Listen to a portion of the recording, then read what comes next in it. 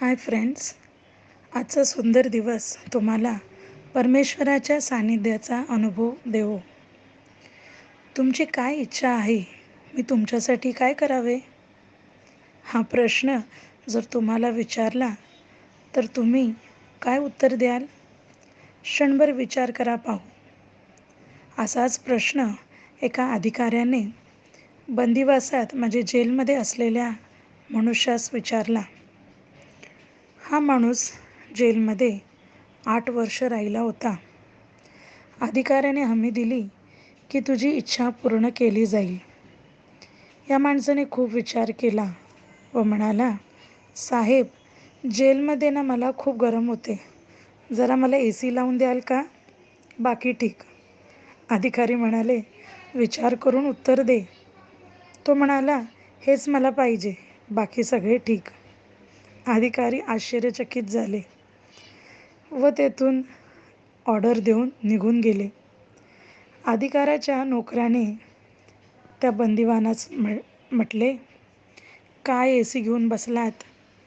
त्यांना म्हणायचं नाही काय की मला जेलमधून बाहेर काढा, चांगले जगण्याची संधी द्या. ते शब्दाला मान देणारे आहेत. तो बंदिवान म्हणाला, माझे इथे बरे चालले आहे. 2 टाईम नियमित खायला मिळते, थोडंसं काम करावं लागते, पण बाहेरच्या जगात खूप डोक्याला ताप. नोकरी करावी लागते, घरादाराला सांभाळावं लागतं, बायको मुलांसाठी खपावं लागतं. इथं आपलं निवांत, स्वतःसाठी जगा, कोणाची जबाबदारी नाही, घराचं कर्ज फेडण्याचं नाही, रोज काय जेवू हा प्रश्न नाही. तुम्हाला हसू आले असेल. असाच प्रश्न पवित्र शास्त्रात येशूने विचारला. Mark 10:51. And Jesus answered and said unto him, What wilt thou that I should do unto thee? हा प्रश्न त्याने बार्तिमेयला विचारला. The blind Bartimaeus said unto him, Lord, that I might receive my sight. येशू त्याला म्हणाला, मी तुझसाठी काय करावे म्हणून तुझी इच्छा आहे? आंधळा बार्तिमेय त्याला म्हणाला, गुरुजी, मला दृष्टी प्राप्त व्हावी. मला असा प्रश्न पडायचा की येशूने असा प्रश्न का विचारला असेल? आंधळ्यासाठी दृष्टी मिळणे हेच योग्य नाही का? पण देवाने मला सांगितले की काही काळ निघून गेला की लोक आहे त्या परिस्थितीत रमतात. एक आंधळ्याचं जीवन काय असेल? रोज भीक मागणे, दुसऱ्याच्या जीवावर जगणे. पण दृष्टी आल्यास इतर लोकांसारखे कामाला जावे लागेल, घरच्यांची जबाबदारी घ्यावी लागेल, पैशासाठी कष्ट करावे लागतील. काही लोक ही जबाबदारी घेण्यास तयार नाहीत. आहे तेच बरे. काही लोक नातेसंबंधामध्येही असेच वागतात. जर 2 भावांमध्ये भांडणं झाली असली तर समेट करण्यास कोणीही तयार नाही.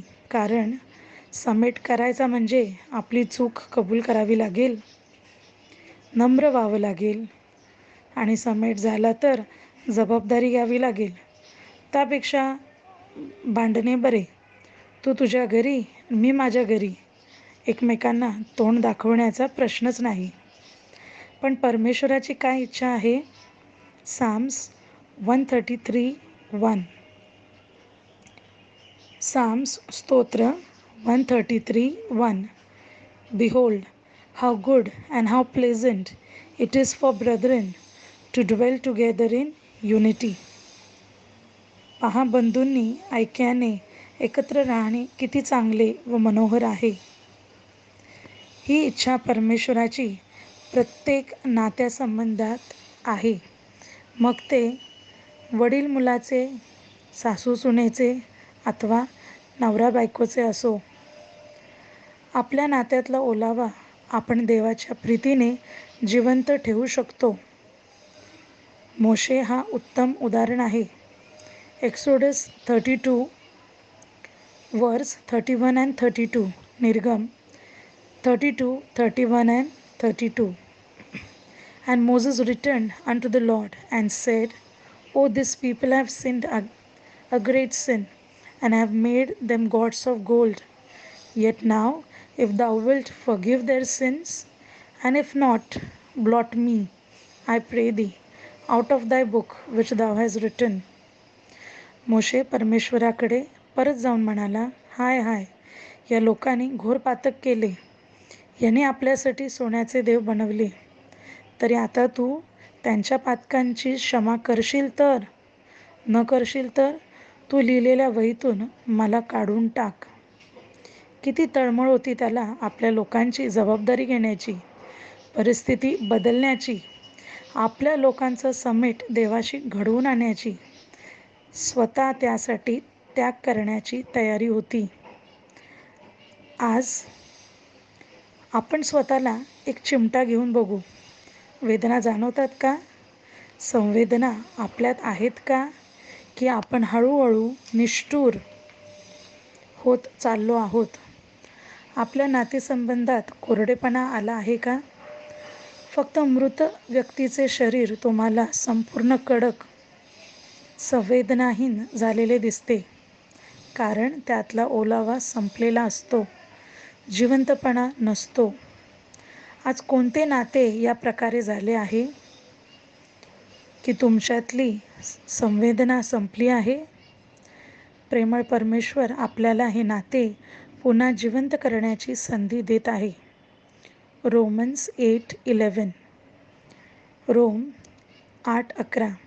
But if the spirit of him that raised up Jesus from the dead dwell in you, he that raised up Christ from the dead shall also quicken your mortal bodies by his spirit that dwelleth in you.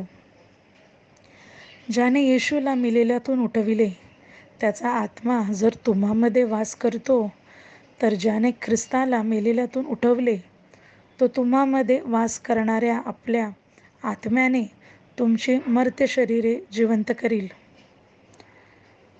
तुमची प्रत्येक मृत परिस्थिती देव जिवंत करण्यास सक्षम आहे. पण तुम्ही तयार आहात का? शालोम, शालोम, शालोम माझ्या मनात, शालोम माझ्या प्रत्येक नातेसंबंधात, कारण परमेश्वर शांतीचा राजकुमार आहे. आमेन.